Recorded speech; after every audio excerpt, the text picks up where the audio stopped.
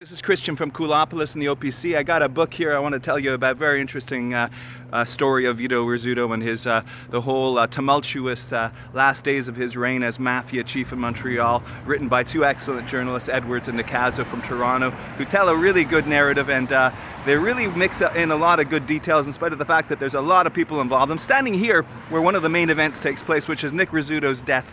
The 42-year-old was killed on December 28, 2009 in this very spot, maybe visiting his mistress or maybe visiting with his business associate who had an office in the building behind me that that building was demolished and this new condo has replaced it, but that's where it was. So that's where Nick Rizzuto Jr. was killed, and we don't know who killed him, but supposedly Ducarme Joseph was the lead suspect, and the book mentions Ducarme, but it doesn't really give a great feel for it. But then again, you only have a limited time to tell all the stories.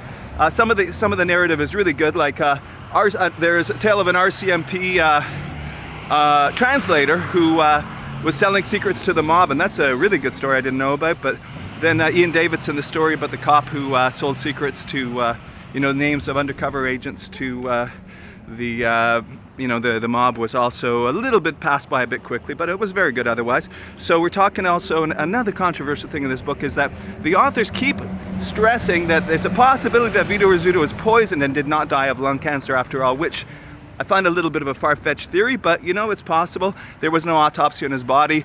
His two surviving children are both lawyers, and one of them I think would have ordered an autopsy if they had any doubts.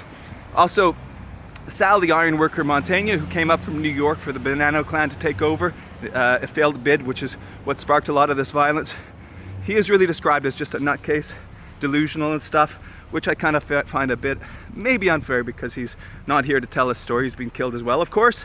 And there's the classic tale of Ponytail de Vito, who's just a heartbreaking tale of a guy who got in bad with the Rizzutos, and by some coincidence his wife was crazy and she killed his two daughters, which is really heartbreaking.